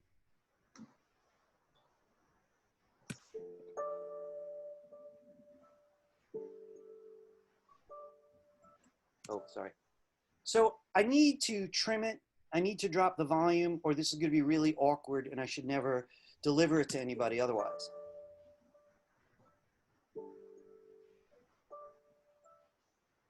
All right, I'm going to trim it. We are on the fringes right now. So I just want to say no one should feel like, oh my God, I'm so swamped. Don't give me more information. If you're in that place, you could safely go like that. I won't be offended. But if you wanted this all along, here's your chance. So I'm going to trim it right here in Animate. I do want to interject something. You can't give this to me as a GIF if you're going to do this. GIFs don't have sound, right? So you're going to have to give it to me as a video, which isn't on the handout, but I will accept it. I'll definitely accept whatever, .mp4, .mov. I'll even accept the SWF, the .swf. You know, you just do command return. That's the easiest one. Because that also has sound. But GIFs don't have sound. That's their main limitation. All right. So let me finish this out. All right. If I want to trim it, I could click on that sound and go to the properties palette. So if I click on the sound, it doesn't even have to be the keyframe anywhere in the sound. And you look at your properties palette, suddenly this came to life. And it mentions the name of the sound, right? And some intense stuff here that I'm going to try to avoid because it's just too much for one day. But what's interesting is this is the sound editing button. Pretty cool. So I did have to click in my sound, find this in the properties palette. We keep using the properties palette and click this button. So first thing I'm going to do is I'm going to zoom back with this little magnifying glass till I see the entire sound. Now, one thing that's interesting, let me just zoom up a little bit. Hang on a second there. Look at that. What's that line? Anyone take a guess what that line is? Where your slide, where your thing ends. That's right. It's the end of my animation. So that's cool. I thought I was going to have to figure that out. This version introduced it, apparently. Gosh, I like it. So what I'm going to do now that I see that little helper is I'm going to zoom back. Oh my God, this is long. This is so long. Oh, there we go. It's not even going to let me zoom back. I'm going to have to scroll over. This here cuts it. So I'm going to take this thing all the way to the end of the animation. Now it's the right length, but it's still going to sound bad. So I'm going to zoom in and show you one more thing. So that's the right length. I'm going to make it a little shorter just to be safe. This up here controls volume for the left speaker, volume for the right speaker. So what I'm going to do on the right side is I'm going to click once and then another time. I'm making two handles because this one here is going to anchor that volume. It's going to stay at the current volume. This one on the right is going to bring the volume down to 0. So if you missed it, I'm going to cancel out for a minute. I click in the sound, go to the properties palette. It's going to mention the sound, all of that. This is the button you want. And I'm going to zoom back with this little, there's only a couple tools here. It's not like, you know, high powered. I need the scroll bar even because I couldn't zoom enough. And I'm going to take this way back because it's like 3,000 pixels, 3,000 frames long. And that little line there is telling me the end of the animation. It's rather convenient. And I better zoom back so I can see what I'm doing. All right. The volume is controlled by the top, and I only care about the right side. I'm going to click once and then nearby, a few frames back. This one here is to anchor the original volume. This one here so that I could make a ramp to drop it down. It looks like this is too much. And I can make that fade out at great length if I want. I have to do both speakers though. I'm gonna okay it and let's just see if that worked.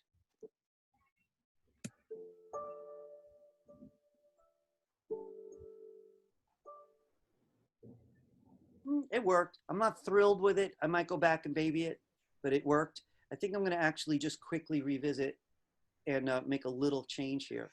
I think I want it to fade out sooner and I want it to take longer to do it. So it's gonna start fading out real early, but I think it's just guessing that that's gonna sound better.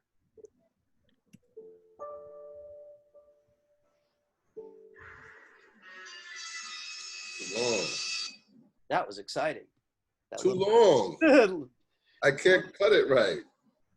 That's too long. So, you know, I It's just coming wanna, out too long. so I just want to quickly mention, remember that you do have to zoom back, but you'll also need this scroll bar. So you've got to find where the end is. And it was this little handle that'll let you cut it. This one right there. So listen, to be fair, Andy, I'm going to drop this subject for a little while. You know what I mean? I'll review later. Because I want to make sure, yeah. So listen, guys, I just want to say something. I've gotten to know some of your personalities, and I really respect this group, as I've mentioned. But it's also one of these groups where if I just mention something in passing, a whole bunch of people want to learn it right away. So I know some of you thinking like, now I must do sound. No, you don't. You could get an A without it. But if you want to try it, it's on you. Again, I just want to say you're going to have to deliver it like this. Here are your choices. Make sure you save whatever choices you made. What I'm asking mostly, what I want from mostly everybody is this, the animated GIF. But if you're doing sound, you can't give that to me, right?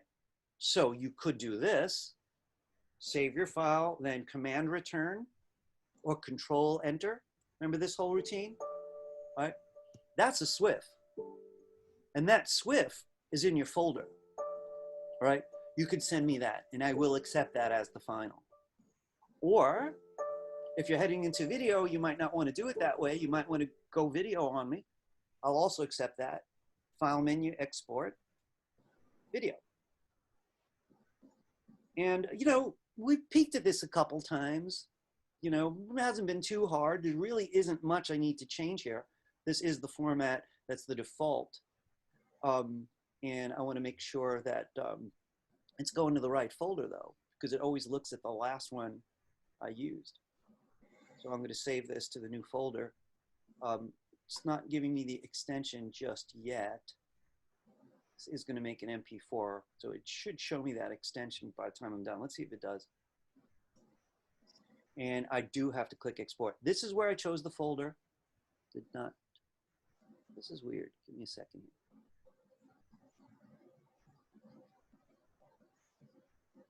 All right, just oh, wait a second here. I'm just being dumb. I was just confusing it because I'm so used to seeing the extension. I'm gonna type it myself, MP4. Teacher, what is saying here in the file format? You see in the bottom? Yeah, you know, it doesn't give you any choices. Oh, got it. So got it's, yeah, it's not too useful. Yeah, it's a weird thing. Yeah. So I'm ready. I didn't really change anything. I just changed the location of where I'm saving it. Now I'm going to click export. So those of you going in VAT, you know, going into video, I'm rushing it. I got to wait for it to do its thing. I can't do it. Yeah, hang in there. All right, I just want to see that through. I interrupted it, so I'm just crossing my fingers. There it goes. This is an odd process. This changes every single year, a couple of times. This is the most elegant, though, so far. So it's telling me that it finished. All right, let's just take a look. So I got a lot of stuff in here now, right? Here's my original, which I will not accept unless you get prior permission from me, right? I haven't made a GIF yet. Here's a SWIF that I will accept. You know, it's a little harder to open, and here's the MP4, the video. Things done.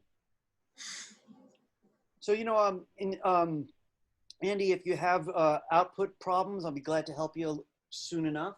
I just want to make sure that, so I know a lot of people have to leave at noon, that if there are other questions, you know, that I can answer them. Yeah, John. Yeah. Okay. So I'm trying to not be complicated, but I'm going to be complicated anyway because that's. All right. Yeah. Okay. To put it as simple as I can, I'm trying to make a falling light bulb, but I don't want it to completely go all the way down. I want it to hang in the middle of the screen and rotate. Hang in the middle of the screen and rotate. I think I could help you with that. You know, I want to just say a quick word to everybody. Let's say John wanted to use a photograph of a light bulb, right? For what you're describing, I would opening Photoshop first, and I would get rid of the background. So it's just light bulb. You know, erase it. You could just use the eraser tool or something like that. But then you'd have to save it as a PNG. You know, that's going to be either file menu save as or file menu export, one or the other, as a PNG. What? You want to see what I have? Well, let me just finish this thought because I want everyone to hear that out. You know, we got used to JPEGs, which are great, but PNGs can have transparency, so they're fun for animation. I could bring in a light bulb as a PNG. If there's no background, I won't see a background. And I can have the light bulb do whatever you want, you know? But I am going to ask John to screen share. So John, I'm stopping my share. Your turn. 1 second here. I got to pull it up on my computer. While he's doing that, so Salah, I hope that satisfied you about the sound. You do have terrific questions, I must say. I feel bad I couldn't answer Faik's earlier question. It's just that was a lengthy one. You know, that would have taken some trial and error. That's me. Okay. Gotcha. So it's a drawing of a light bulb. That's even easier. You have clouds under there? Yeah, because what I wanted was for the clouds to come up. Okay. They were gonna hang, and then I was gonna have parts of the quote appear, and then they were gonna keep going up while the light bulb continues to go down. You're getting elaborate. No, he's really not kidding. You want to say? Yeah, describe to me. I see it's a 3-scene animation. Holy cow. Yes. Come on, man. I got to throw my project out. Oh, no, John, you're scaring people now. Dude. Holy cow. Yeah. Nice. And now you showed them how to put sound to it. Tomorrow you're going to have a whole production. So, but show me what's the issue with the light bulb currently? So I wanted to get halfway into the screen. Okay. Continue to rotate while I have the rest of these move up slowly, so that way I can have the quotes up in the top and also float up. So you want it to fall halfway down and then keep rotating, right? I'll do that. Is that what? Do I hear you right though? Yeah. All right, I'm going to do it on my end though.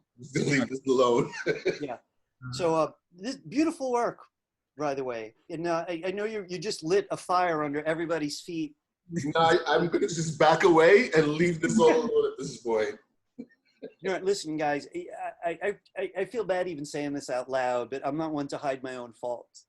One of the biggest issues in this class is that we don't have more opportunity to show off for each other, to inspire each other.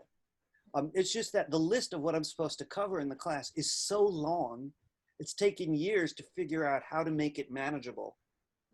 Maybe in a couple of years, I'd be able to condense it even finer so we could use that time to inspire each other. But that was really cool.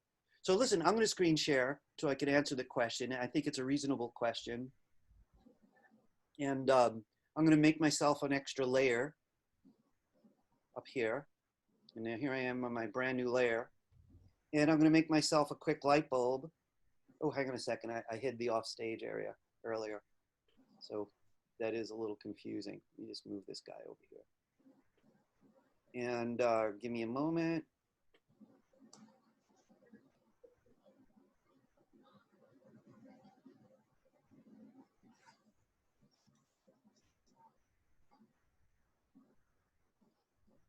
Look at you.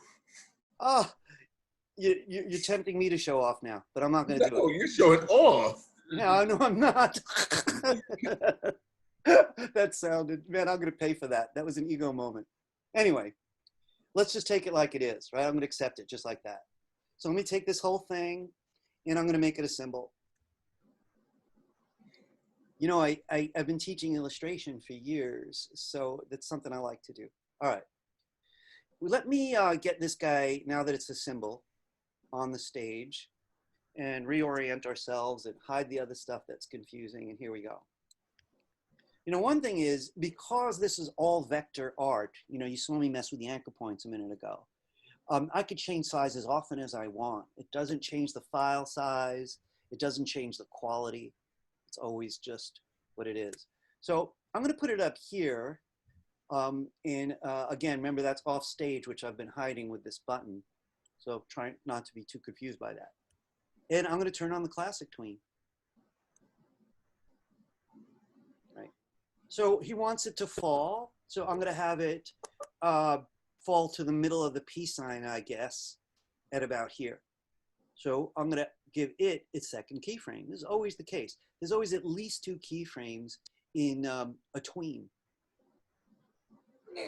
So here's the light bulb in frame 1. Here's the light bulb in frame 20. In this case, it's frame 20 that I want to move because this is where it's supposed to arrive. So I got half of it, right?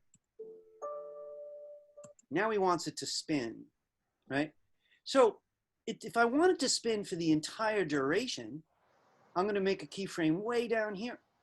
If I want it to spin for a short time, I can make the keyframe anywhere that I want after this one. So this one here, it arrived in the middle. And I'm going to have it rotate for 50 frames randomly. I could always move it. So I'm going to click here, and I have to F6 in this case. I want to say why I had to do that. If I'm dragging it around in a tween, it'll make the keyframe for me, but only if I'm going to move it. This one's already in the right place. So to force a keyframe here, I had to F6. Remember, F6 copies the last keyframe? So because it's not going anywhere, it's going to stay here. And for another 30 frames, still, it's going to still stay there. But in between, I want it to rotate. Check this out. So I click anywhere in the middle, and look what we've got over here. Rotate. So I'm going to go rotate clockwise. How many times do I want it to rotate? I don't know. I'm going to try 3 times. And here's what we've got. All right, done. So I think if I was going to— Can you make it transparent? Aha. I could, but you know, I think would be even— that's a good idea. I'm going to have it go transparent. So here it's finished rotating, and I'd like to get it off the stage. So I'm going to give it a few frames to go transparent. So a little further down, 20 frames. I'm going 15 in this case. I think I'll only go 10. And I F6 again because I'm not moving it. See, if I was going to move it, it'll make the keyframe. Look at that layer, right? See, it made the keyframe. But if I need to do something else with it other than move it, I'd have to make the keyframe myself. So it's finished rotating, and I added a little gap and another keyframe. Why? Because with this, I'm allowed to use some alpha. Remember alpha? So I click it, color effects, alpha, and set it to 0. So now it's going to be pretty cool. It's going to fall. Let me turn this off. Spin and disappear. Well, that was much nicer than I expected it to be. It is. The way it worked with is very was just so lucky. You know, that it disappears just before is very. You know, I got to say something to all your credit. Your questions made my animation better. And frankly, I'm kind of bored a little bit of my own thinking lately. I'm doing everything I can to rattle my cage. Sala asked for sound, and Andy asked for his timing and background issue to be resolved, and John had his very unusual light bulb question. John, did that answer your question? Yes. Yeah, excellent. Anybody else? Even simple questions are okay too. You know what I'm kind of surprised that I didn't hear many questions about? More timing related questions. You know, like what if I wanted to change something so that it's faster than it is currently? So I'm going to say a couple quick words about it. I'm liking this one, and at this stage, I don't even want to break it, right? But I'm going to look and think what I might want to change. So let's say Joe Smith here, right, needed a change. And if you look at his layer, you could see it's two keyframes that are very close to each other. If I wanted it to be faster, look at this. I'd click one keyframe, then I'd press it and drag it closer. This means there's less time. So I'm going to zoom in so it's easier to see. So you see it just zipped on up there? Whoop. Because they're so close. If I want to take longer, I just press one and drag it to the right. This is time, so it's a longer time. If I wanted to go crazy slow, I drag it really far out. Or it looked good slow. I'm going to leave it that way and save it. So Philippe, Jeremy, Crystal, Sentia, Jessica. Oh, Jessica, I think she's done actually. Khadija. No, I'm here. I know you're all here. I'm asking people often who don't ask questions much. If you got a question, Marissa. Any of you guys have a question for me? I'm still here. I'm following the instructions, and I'm almost finished. You know, I have no doubt that you guys are here. I've already, even though I don't see a lot of you often since because of the camera situation, I see your names, so I know you're here. I've been looking at Blackboard a lot, so I have a idea, you know, who's you know, engaged the material and who hasn't. You know, one thing I want to say to you guys, was it you, Essentia, who mentioned that someone described what the class was like? I don't remember. One of you were telling me, and they'd said it was something else. When someone asks you what my class is like, please be sure to tell them about the workload. No, I will. That was me. My old classmate from my math class told me that it was coding. So I was like, what? That's not what I signed up for. No, and you know, the name wasn't fair. I got to say though, people fell in love with that class. It was all. No, he said he enjoyed it, that it was really good. I was always amazed. It's like, man, those people are fired up about code. People changing their majors, but all along, like I'm a web designer, yeah, but I'm definitely a multimedia guy. Just the best name I have for myself at this stage. You know, I don't really fall neatly anywhere. So I'm so glad that multimedia became a thing. You know, like I've been that guy for years before the term was even used. And then it was like, oh yeah, you claim you could do this, this, and the other thing. You know, and it was annoying. But then suddenly multimedia was a thing. And, you know, restless people like myself, you know, got jobs and departments opened and majors opened. But it's work. You know, it's work. You know, I had one poor student who got a late start on this class, and it wasn't his fault. It was some administrative issue. But we moved so quickly. We did so much in the first 6 days that I warned him. I was like, I don't see how you could catch up on this. And he said, well, I'm going to watch all the videos today. Oh, could you imagine that? No. No. Yeah. And I just It's said, hard going over the 2-hour video. Like if I have to go back and check something, like that's a lot. Yeah. Just for one video. really? And, you know, and I'm not allowed to tell anyone, don't do that. You know, but I am allowed to say, I advise against it. I really don't even put it that way. Like I have to be able, that might not be a great idea. Stuff like that. You know, and it didn't work. You know, so poor guy took 2 other classes that wound up being harder than he expected with a job. You know, and it's like, it's not his fault. I mean, life is tough. You know, guy he wanted to be heroic. He was going to climb Everest. You know, by the way, I have a friend who climbed Everest. Guy's only maybe some short distance from the peak when he got the world's worst toothache. So bad that his mouth was clearly infected and he was going to risk his overall health if he didn't leave. Could you imagine? being that close to the peak of Mount Everest and having to turn around. I like the story because it didn't stop him from his strength and his nerve and his willingness to move forward. He didn't say there, oh, I almost got to the top of Everest. He just moved to his next adventure. He's my #1 adventurer friend.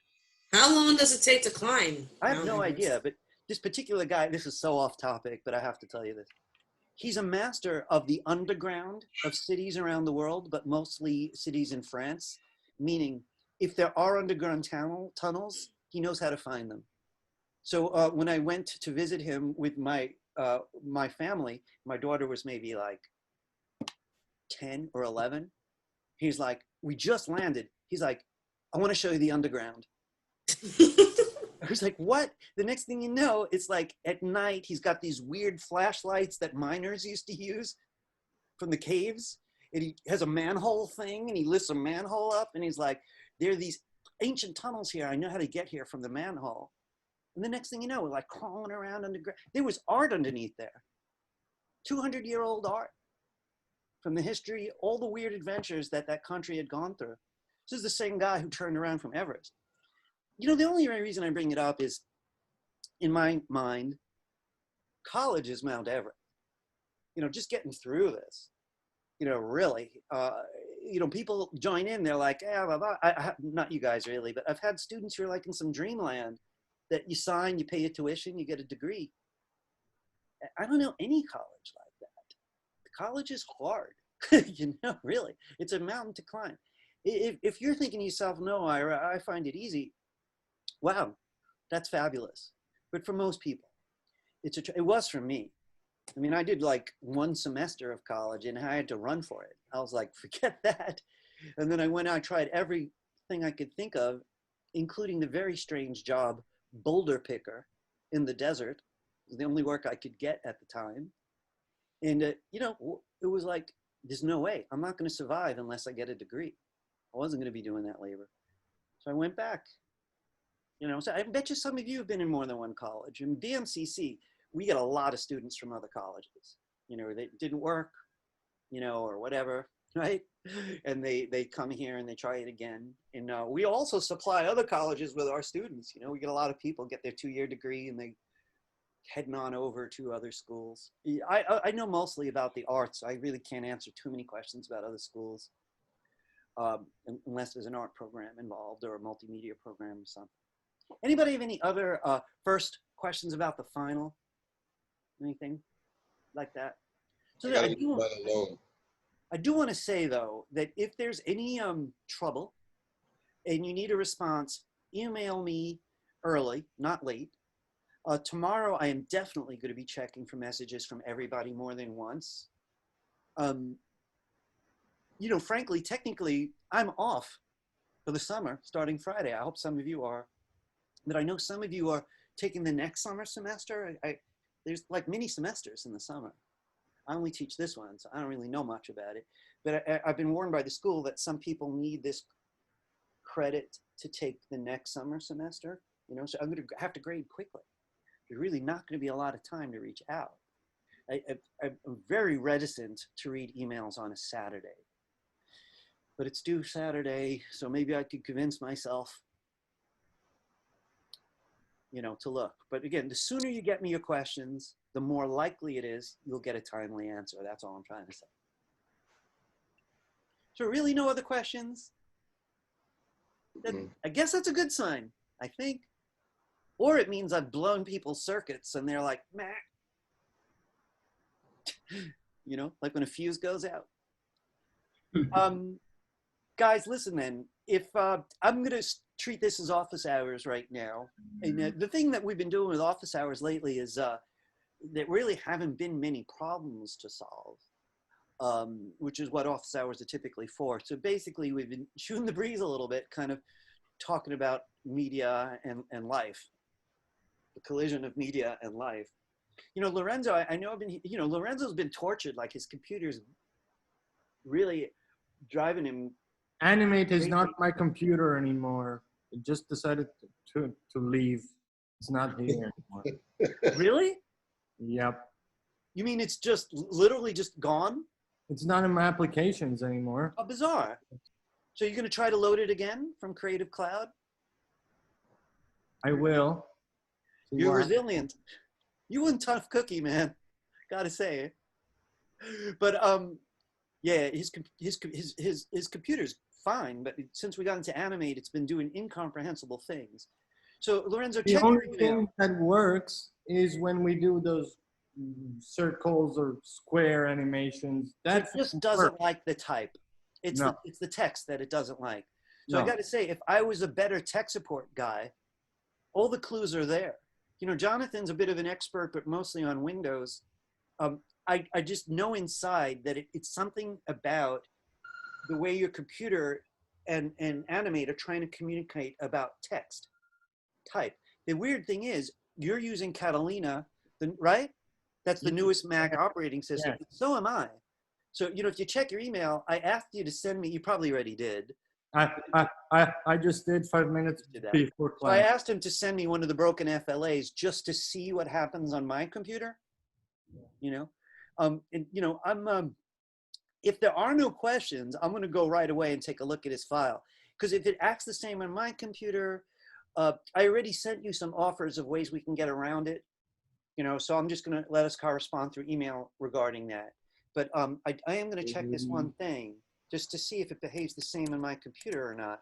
It might be telling. So let me just get to our email. Give me 1 second here. Yes. I gotta head out. I gotta take John. doctor business. All right. All right. I'll see you tomorrow. Tomorrow, P5 programming.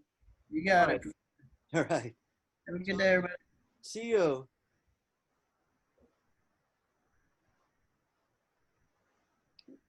Oh, I see.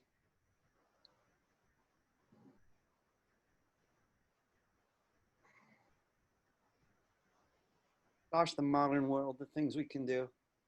Let's see what I've got. I'm going to open this right up from downloads.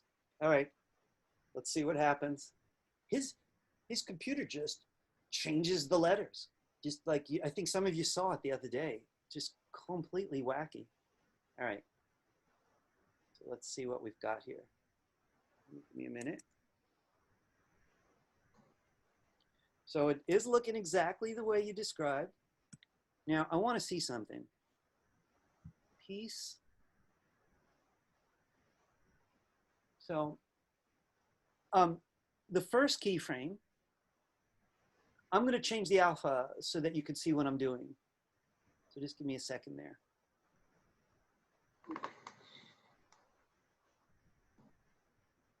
Because it is transparent.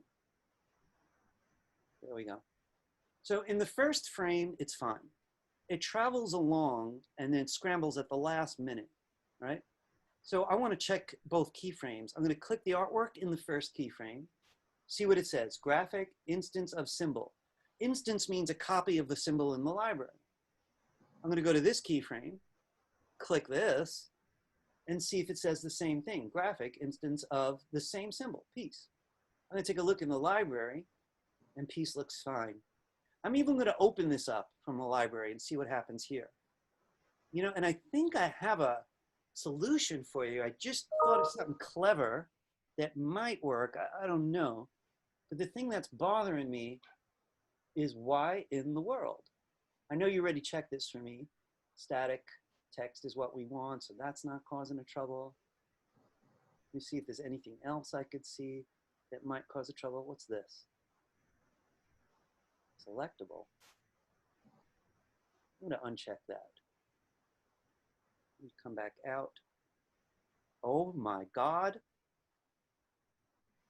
Lorenzo, look. I think I figured it out. I want to try it on the next one. So he's got, let me just move this up. Is always, which looks fine until, boop, last frame. I'm going to go to your library and find is always. I'm opening it from here. So I'm clicking on the little icon. Then I'm going to go to the properties palette where I can analyze it. This button here, I don't know how it got turned on, right? This is if you're creating a form and you want someone to type in it, right? So it makes the text selectable for your audience. It's messing with your animation. So I'm just going to unclick it. And I'm going to save it. And I'm going back out. And now that's working. So I got to admit, I'm utterly delighted. Lauren, do you see what I'm doing? So I think what I'm going to recommend to you is on your end, go to the library, right? Go one by one, double click the icon. This is symbol editing mode. You know what I've nicknamed the dressing room, right? The actor's not on stage, right?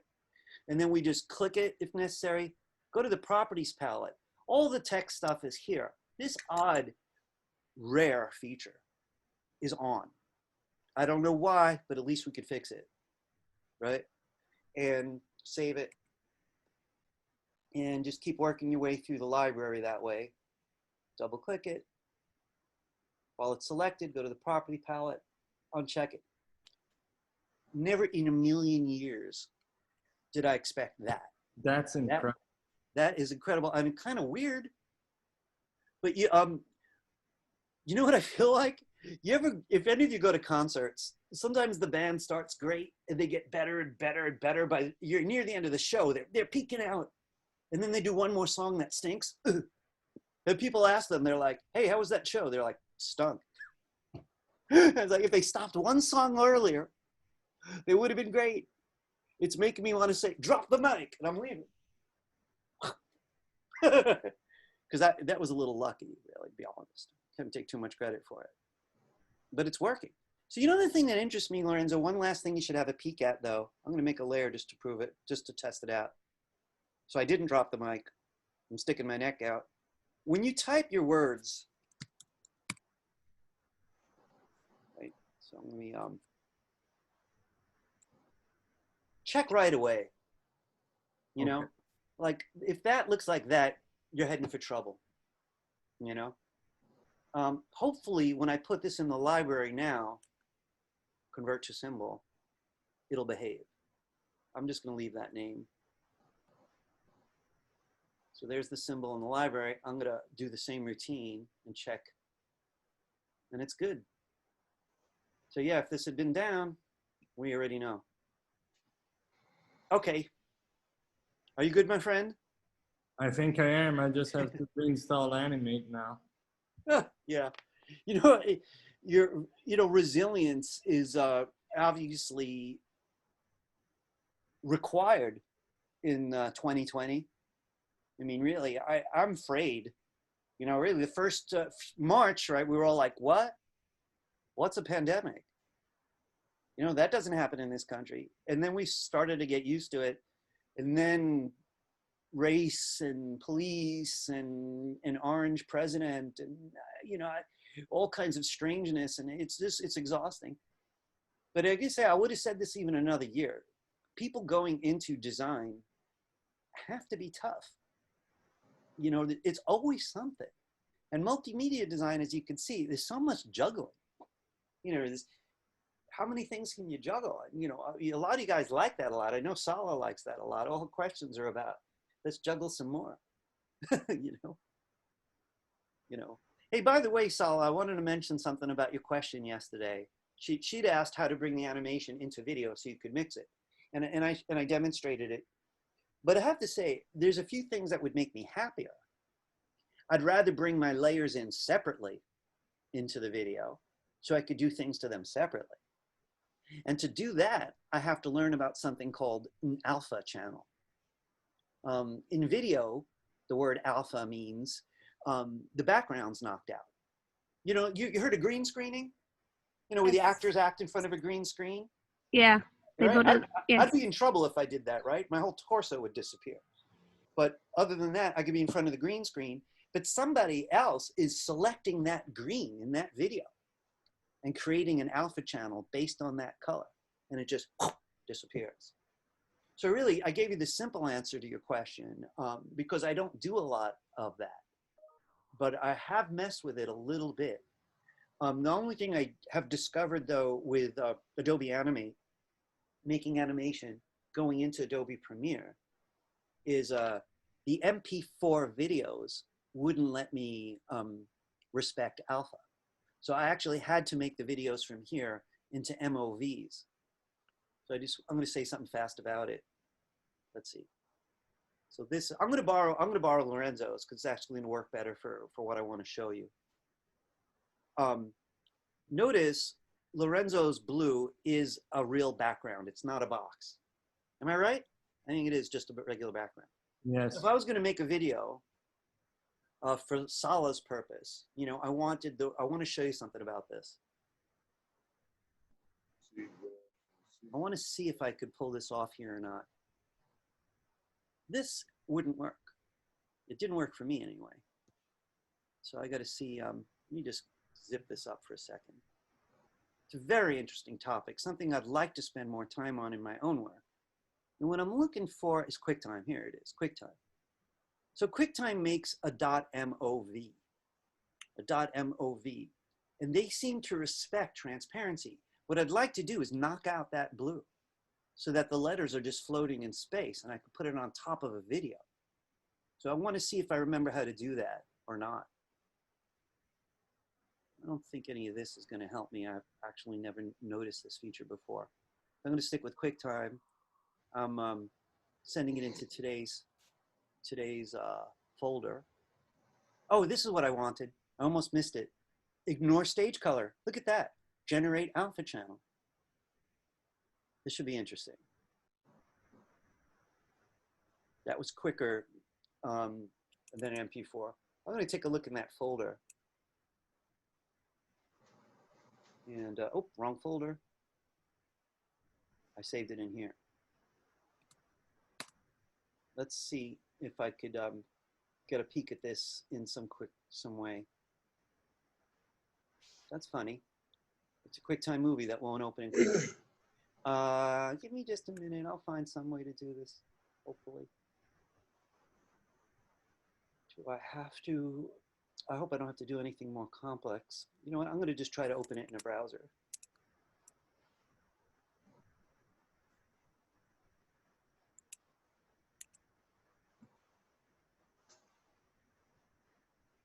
Oh, is this being a nuisance?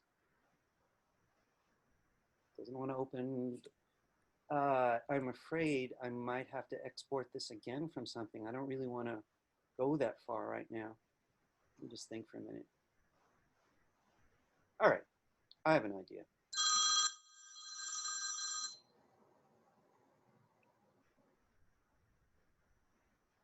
I'm going to skip right toward the purpose that Solid asked yesterday, just about that relationship. And this is a dimension of it that I find very interesting. By the way, anybody remember, we're distinctly in office time right now. So if anyone's had enough for today, I totally understand that. I'll see you tomorrow. If you are curious to see how this unfolds, you're welcome to stay. The main issue here is if I make it an MP4, apparently the whole animation comes in, essentially blocking anything behind it. Again, like a big rug. I'm going to make a new project right now and put it in the folder I've been using for today.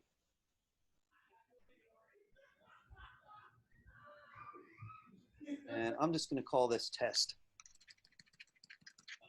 Because I'm out in the deep water right now. All right. And a second there. Okay. All right, I'm going to import that movie. I want to see how it behaves. File menu, import. So remember, this back to Premiere. This is how we started everything when we were doing Premiere. And there's the MOV that I just made. That's pretty interesting. I am not going to put that in yet. I want to get some video so I could really show you what's so interesting about all this. Oh, import recent. That'd be cool. I don't want any of these. Let me go find something else. Where'd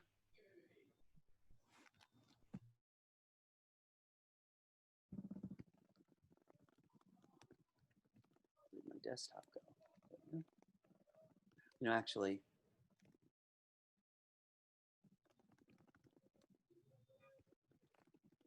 sorry guys, I know this is taking a little longer than I usually take. You know, let me just do it like this.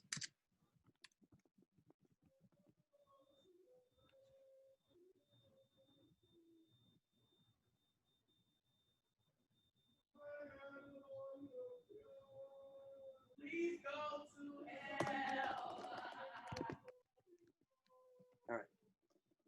Watch this. So if I take this movie, I'm not going to bother with in and outs right now. I'm just going to drag it to the timeline. Right? So there's this movie. What happens if I take the animation and put it on V2? Look. So this is much closer to what Sala was asking me yesterday, I'm assuming, right? Yes. That's cool, isn't it? Can you imagine if I did somebody just walking along, right? I could actually put a video of the street, of the real street, you know, with real cars, and have my animated character just walk down the street, right?